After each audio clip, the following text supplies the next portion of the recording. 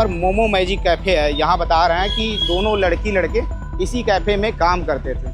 Momo magic cafe आपको दिखाई देगा। और जो घटना हुई वो कहाँ पर हुई वो बताता हूँ मैं आपको, नीचे दिखाता हूँ। चाकू मार दिया करके हल्ला हुआ। हल्ला होने के बाद वो लड़का के हाथ में खून वगैरह लगा था, वो भागते भागते उस तरफ गया, सीधा तालाब में कूद। जो भी लड़का इसको मारा है हम उसको जानते भी नहीं है, लेकिन किस मकसद से मारे वो भी नहीं जानते। लेकिन मेरी बेटी मानूँ या मेरी साली मानूँ, उसको मारा है तो उसको भी फांसी की सज़ा होना चाहिए कम से कम।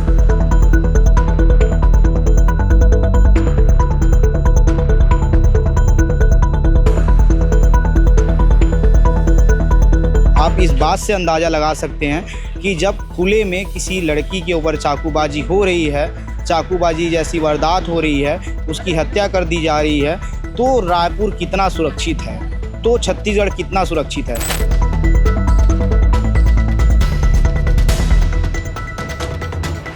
रायपुर छत्तीसगढ़ की राजधानी कितना सुरक्षित है, आप इसी बात से अंदाज़ा लगा सकते हैं। मैं जिस जगह खड़ा हूँ ये तेली बांधा इलाका है। मरीन ड्राइव आपको इधर दिखेगा, ये मरीन ड्राइव तालाब है। इसके जस्ट सामने ही यहाँ पर जो घटना हुई वो दिल दहलाने वाली है। मैं ग्राउंड पे हूँ और ग्राउंड की स्टोरी आपको बताऊँगा। ये जगह है, यहाँ पर मोमो मैजिक कैफ़े है। यहाँ बता रहे हैं कि दोनों लड़की लड़के इसी कैफ़े में काम करते थे। मोमो मैजिक कैफ़े आपको दिखाई देगा। और जो घटना हुई वो कहाँ पर हुई वो बताता हूँ मैं आपको, नीचे दिखाता हूँ। ये आपको अभी गेट लग गया है, ये सीढ़ी है, नीचे जाने का रास्ता है, अभी गेट लगा हुआ है, लेकिन आपको सारा कुछ दिखाई देगा। पूरी कहानी मैं अभी आपको बताऊंगा। देखिए खून के धब्बे भी आपको दिखाई देंगे, क्योंकि इसी जगह में वो सारी घटना हुई है। जो युवक था उन्होंने पहले लड़की का गला काट दिया, उसके बाद गला काटने के बाद बताया जा रहा है कि लड़की को सीढ़ी से ऊपर लाया। उसके बाद जब लोगों से मदद मांगी, उसके बाद फिर यहाँ से भागकर लड़का तेली बांधा तालाब में कूद गया। और उसके बाद फिर पूरा बवाल मचा। लड़का आधा घंटे तक तेली बांधा तालाब में खड़ा रहा, बीच तालाब में फव्वारे के सहारे में खड़ा रहा। उतना बड़ा तालाब है, कई लोगों की मरने की उस जगह में खबर आती है। उसके बावजूद भी वो जो युवक है तेली बांधा तालाब में फव्वारे के सहारे खड़ा होता है। पुलिस आती है आधा घंटे बाद, आधा पौन घंटे बाद। वो जो हत्यारा युवक रहता है, जिन्होंने लड़की की चाकू मारकर हत्या कर दी है, वो यहाँ से भाग जाता है। उसके बाद जब लड़की को अस्पताल ले जाया जाता है, तब लड़की की खबर आती है कि कुछ देर बाद लड़की की हत्या हो गई है। ये पूरा मामला हो गया है। और बताया जा रहा है कि जो तेली बांधा तालाब है, वहाँ से उस युवक को निकालने के लिए, जो आरोपी युवक था उसको निकालने के लिए प्रशासन की ओर से, नगर निगम की ओर से कोई नाव तक की भी व्यवस्था नहीं है। एक टूटा फूटा नाव है जिसके सहारे उस युवक को बाहर निकाला गया। ये राजधानी रायपुर का खबर है।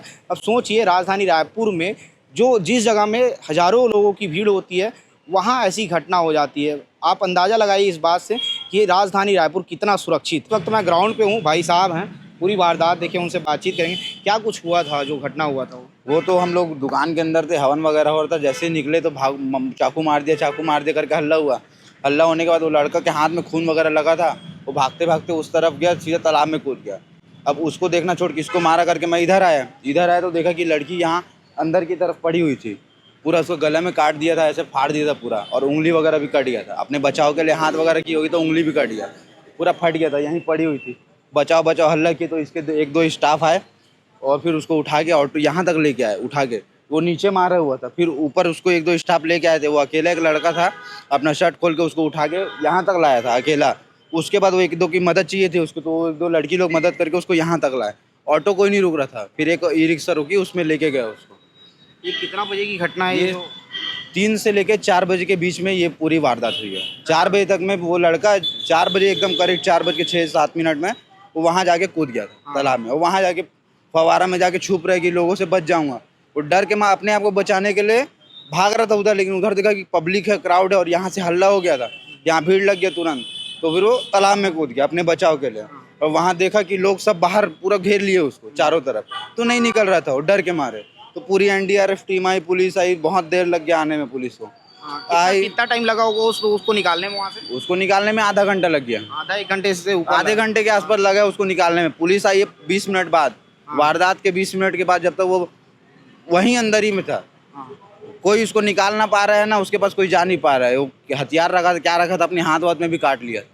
बहुत बेरहमी से मारा भी वो। ये लड़की को आप पहले से जानते? नहीं, मैं तो बगल दुकान में काम करता हूँ, मैं कुछ नहीं जानता ये लोग। मैं अचानक जब ये सारी चीज़ें वारदात हुई तब आया, तब देखा हल्ला मचना है, तब आया। तो देखिए जिस जगह घटना हुई उसकी दुकान बंद करके चले गए, यही दुकान वाले थे, यही दुकान में काम करती थी शायद, और दुकान उसके वारदात के बाद से बंद है, सब गायब है, उसके स्टाफ भी, मालिक भी, सब।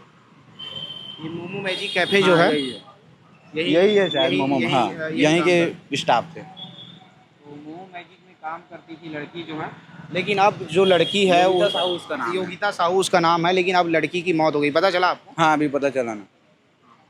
तो यहाँ पर सारी घटना हुई थी, भाई साहब जो आंखों देखी है वो अपनी कहानी बता रहे हैं। और ये आप सोचिए जब राजधानी रायपुर के मरीन ड्राइव जैसे इलाके में घटना होती है तो हर कोई सहम जाता है, हर कोई डर जाता है। और ये कहानी एक ग्राउंड रिपोर्ट में आपको बता रहा हूँ। छत्तीसगढ़ की राजधानी रायपुर में दिल दहला देने वाली घटना सामने आई है। मरीन ड्राइव में शाम को एक खबर आती है कि एक युवती के ऊपर चाकू से हमला कर दिया गया। उसके बाद लड़का जो है तेली बांधा तालाब में कूद गया है। ये सारी खबरें सामने आती है। उसके बाद आप न्यूज़ में देखते हैं किस प्रकार से बवाल मच जाता है। उसके परिवार वाले हैं, लड़की के परिवार वाले यहाँ पर हैं, उनसे बातचीत करूँगा और लड़की की क्या कुछ स्थिति अभी जिस लड़की के ऊपर चाकूबाजी हुई थी। भैया क्या नाम आपका? ओम प्रकाश साहू। कहाँ से हैं? मैं भिलाई से हूँ। भिलाई से हैं। लड़की क्या लगती है आपकी? मेरी साली है लड़की। आप जीजा जी हो? जी। अभी कैसे है हालत लड़की की? लड़की का तो डेथ हो गया सर, अभी खबर आए हैं, और लड़की की मौत हो गई? मौत हो गई। ऐसा तो क्या लड़की करती क्या थी? कैफ़े में काम करती थी। कौन से कैफ़े उतना भी हमको मालूम नहीं है, क्योंकि हम आते नहीं थे, लेकिन हमारे यहाँ बिल्कुल जाती थी और वो काम करिए अच्छे से, इतना खबर रहती है।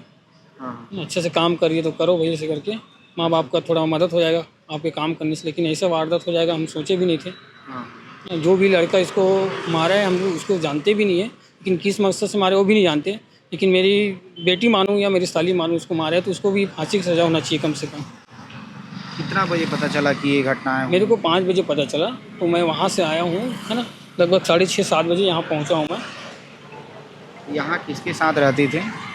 यहाँ फ्रेंड लोग रहती थी, उसी के साथ काम करते थे, कॉल परिवार के लोग हैं, ये दीदी हैं, दोनों बहन हैं। क्योंकि बहन की मौत हो गई है तो भावुक हो गए हैं। यहाँ पर रोते हुए भी दृश्य आपको दिख जाएगा, लेकिन मैं भी भावुक हूँ, फिर भी बातचीत करेंगे हम। दीदी क्या नाम है आपका? मोमेश्वरी साहू। ये घटना हुई कितना बजे पता चला आपको? मेरे को 5 बजे पता चला। 5 बजे पता चला। तब कहाँ थे आप? मैं अपने गांव में। गाँव में? हाँ। तो यहाँ बहन कब से रायपुर में रह रही है? लगभग 2-3 साल हो गई। हाँ। इससे पहले कभी बहन बताई थी कि रायपुर में डर लगता है, ऐसा जब फोन में बात होती रही? नहीं, मेरे को ऐसा कुछ नहीं बताई मेरे बहन। अभी जब एक खबर सुने तो आपको भी तो अब डर लगने लगा होगा रायपुर से? बहुत ज़्यादा भी है। परिवार वाले सब कहाँ हैं? अभी गांव में है परिवार वाले पूरा। कौन कौन है पूरे परिवार में? हो मम्मी पापा और एक भाई और एक बहन, और ये हूँ मैं। देखिए ये आप बड़ी बहन हैं? मैं बड़ी हूँ, फिर वो जो मौत हो गई वो है, फिर ये, इसके बाद भाई है, फिर और छोटी वाली बहन है। तो देखिए राजधानी रायपुर में दिल दहला देने वाली जो घटना हुई है, अब बता रहे हैं कि जो बहन है उसकी मौत हो गई है। लेकिन आप सोचिए जब राजधानी रायपुर के मरीन ड्राइव जैसे जगह में किसी लड़की की चाकूबाजी से हत्या हो जाती है तो इस बात को सुनकर हर कोई सहम जाएगा, डर जाएगा।